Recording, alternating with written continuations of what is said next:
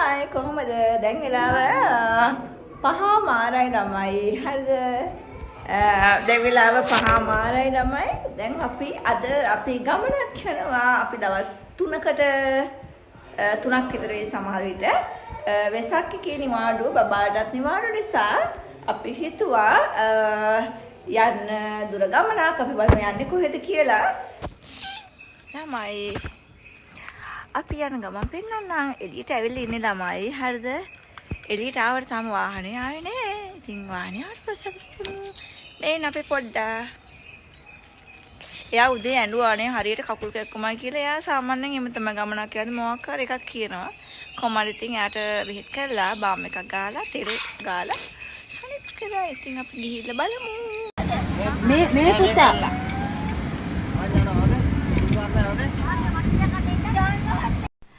ඉතින් ළමයි අපි මේ ට්‍රිප් එක යන්නේ හස්බන්ඩ්ගේ ලොකු අම්මගේ පුතාලාගේ ෆැමිලි එකත් එක්ක. ඉතින් එයාගේ මාර හොඳ ගතිගුණයක් කියන්නේ එකක් තමයි මං ආසම දේ බඩ පැලෙනකන් හුස්ම හිර වෙනකන් හිනස් වෙනවා. අනිත් දේ තමයි එයා අසරණ මිනිස්සුන්ට පුදුම තරම් ගරුත්වයක් දෙන ආදරය කරන කෙනෙක්. ඉතින් මේ උනෙත් ඒ වගේ දෙයක්. එයා ඇත්තට මේ මිනිස්සු මාතර පාලම ගාව වෙන මිනිස්සුත් එක්ක කතා කරලා එයාලට වියදමට සල්ලි ටිකකුත් දීලා එයාලට ආදරෙන් සලකලා එන්න අමතක කළේ නැහැ. ඉතින් ඔයාලත් එහෙම අය වෙන්න කියලා මම ගොඩාක් ආදරෙන් මතක් කරනවා.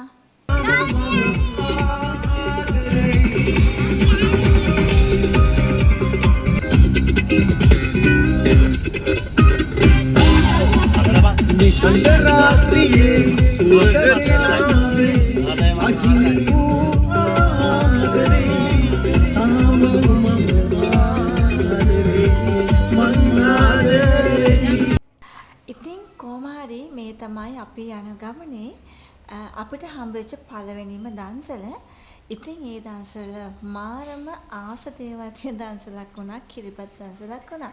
මොකද හේතුව අපේ පුංචි පැංචු ටිකයි ලොකු පැංචු ටිකයි ඔක්කොම කැමති කිරිබත් කන්න. එක්කෙනෙක් වගේ මට මතක විදියට කිරිබත් කන්න කැමති වගේ එකක් කිව්ව මට මතක නෑ හරියට.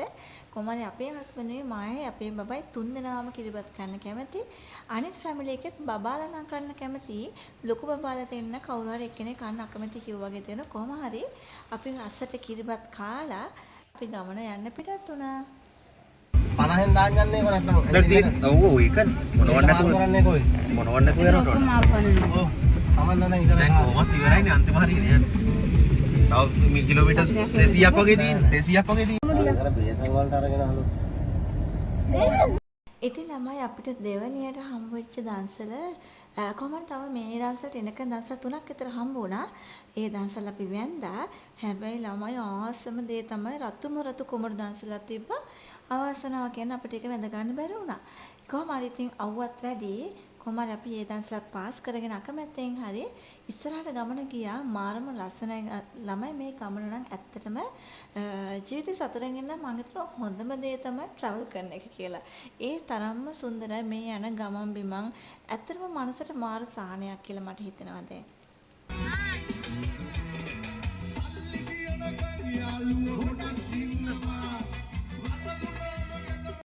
ළමයි මෙන්න මේ වැව ඔයාලා දන්නවනම් අනිවාර්යෙන් කමෙන්ට් සෙක්ෂන් එකේ කමෙන්ට් එකක් දාගෙන යන්න මේ වැවට කියන නම මොකක්ද කියලා. අපි කොහොම හරි මේ වැව හම්බන්තොට පාස් කරගෙන එනකොට තමයි මේ වැව හම්බ වුණේ. මට හරියට මතක නෑ ළමයි කොහෙද කියලා. කොහොම හරි මේ වැව දන්න කෙනෙක් ඉන්නවනම් අනිවාර්යෙන් මැසේජ් එකක් දාන්න. සහ මම මේ වීඩියෝ එක ඔයාලට තව දෙයක් කියනවා. අපි ට්‍රැවල් කරන්න පටන් ගත්තට පස්සේ මම හරිම ආස දෙයක් තමයි මගේ ඉන්න ඔඩියන්ස් එක අපි කරන්න ඕනේ මොනවද අපි යන්න ඕනේ කොහොමද කොහෙද එතකොට වීඩියෝස් වල තියෙන හොඳ නරක මේ දේවල් වල කියනවනම් ඒකත් මාරම ආස දෙයක්. ඉතින් මට මේ වැව මොකද්ද කියලා අනිවාර්යෙන් මෙන්ෂන් කරගෙන යන්න කමෙන්ට් සෙක්ෂන් එකේ. කුඩා ඔය ඌව කුඩා ඔය අපි දැන් ආවේ ගාල්ලේනා කුඩා ඔය දිස්ත්‍රික්කේ පොලිසිය දෙනවා බෙලිමල් සහ පාන් දවසක් තුන අපි නැවතුණා. හැබැයි ළමයි හිතන්න අපි ගාල්ලේ ඉඳන් මේ එන ටිකට මාර වෙනස් වීම ක්ලයිමේට් එක කියන්නේ ඒ පැත්තට මෙහෙට එනකොට එන්න ඒ ප්‍රදේශේ මාර වෙනසක් තියෙනවා. දැන් අපි බලන්න ළමයි ලංකාව කියලා කියන්නේ ඇත්තටම හරිම පොඩි වෙලාවක පැය දෙකක් තුනක් වගේ ඇතුළත පුදුම වෙනසක් වෙනවා අපේ ඒක ඇඟට දැනෙනවා. ඉතින් ඇත්තටම ලංකාව කොච්චර අපි කිව්වත් රට යන්න ඕනේ මොනවා කිව්වත් මම මේ බාහිර දෙයක් කියන්නේ ඇත්තටම ඒක මාරම හැඟීමක් ළමයි. තව අපි ඉස්සරහට යන්න ඇල්ල වැල්ලවාය මේ ටිකට අපි තව ඉස්සරහට යනකොට තව වෙනස් වෙනවා. ඔයාලට ඒ වරන් එන්නම් මේ කිලෝමීටර් 3000 4000 පිටරටවල යන්න ඕනේ වෙනසක් දකින්න. හැබැයි අපේ ලංකාවේ පැය දෙකක් තුනක් වගේ ඇතුළත මාරම ලස්සන වෙනසක් දකින්න පුළුවන්.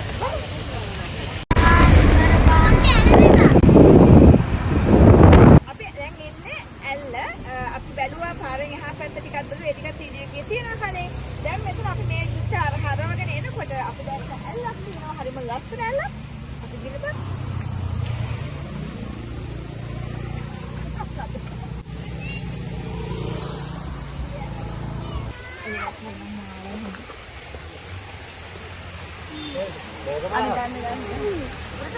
ini kan sate kalan ya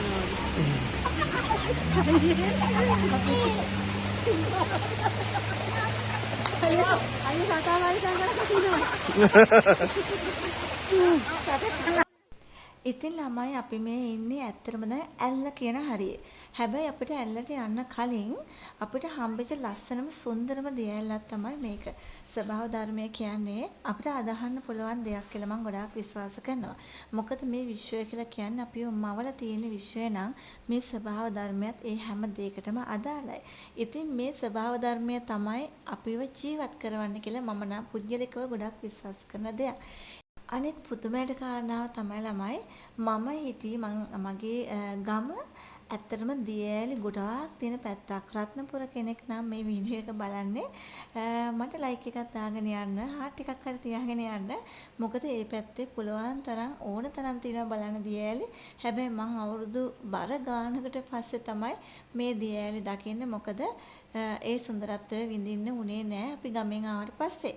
ඉතින් මේ වගේ තැන්වල යද්දිත් මම ගොඩාක් ආදරෙන් මතක් කරනවා ඔයාලා එදිනෙදා ජීවිතේ මේ පාරවල් වල ඩ්‍රයිව් කරනවා නම් නැත්නම් අපි වගේ ට්‍රැවල් කරන අය නම් මේ සුන්දරත්වය ඇතුලේ අසුන්දර අත්දැකීම් තියෙන්න පුළුවන්. ඒ නිසා ගොඩාක් පරිස්සමෙන් වාහන පදවන්න කියලා පුදුම ආදරෙන් ඉඳලා මොකද ඔයාලට මම ගොඩාක් ආදරෙන් හින්දා. ඉතින් මගේ channel එක බලන අය නම් channel එකට අලුත් කෙනෙක් වුණත් මම හැම වෙලෙම හිතන්නේ ඔයාලා මගේ family එක කියලා. ඉතින් ඒ නිසා මගේ හැමදේම ඔයාලට share කරගන්න මම එක චුට්ටක්වත් මැලි වෙන්නේ නැහැ. මම ඒ තරම් මගේ family එකට මාත් එක්ක ඉන්න ඔයාලට ගොඩාක් ආදරේ. ඒක මම හදවතින් කියන්නේ. ඒක මගේ channel එකේ views ගන්න කියන දෙයක් නෙමෙයිලා මම මාරම ආදරේ. මොකද මම මේ channel එක පටන් ගත්තෙම මට ආදරය කරන පිරිසක් මාවට ඉන්නවට කැමති නිසා. එහෙනම් ඉතින් අපි තව චුට්ටක් ඉස්සරහට යද්දී අපි ගංගා ඇලදොල වෙල්ලේ අයවල් කඳු පන්ති පල්ලම් මේ හැම දෙයක්ම අපිට තව ඉස්සරහටත් බලාගෙන යන්න පුළුවන් පව් කරගෙන ආවා වගේම. හරි අපි ගිහිල්ලා බලමු තව ඉස්සරහට මොකද්ද වෙන්නේ අපි මොනවද බලන්න යන්නේ කියලා.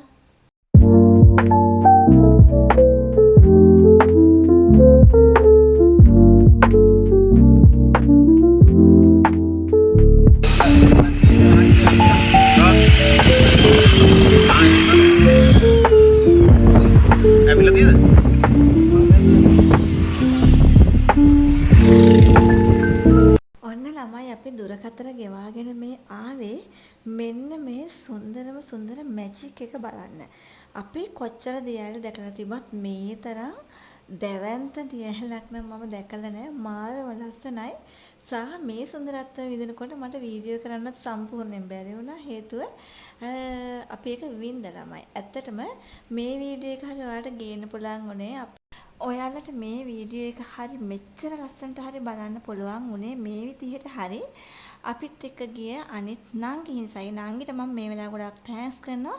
එහෙම නැති වුණා නම් මට ඇල්ල පෙන්නන්න වෙන්නේ නැහැ ඔයාලට. එහෙනම් පරිස්සමෙන් ඉන්න, සතුටින් ඉන්න, hina වෙලා ඉන්න. මෙච්චර වෙලා මාගේ වීඩියෝ බලවට ගොඩාක් ආදරේ. ගිහිල්ලා එන්නම්.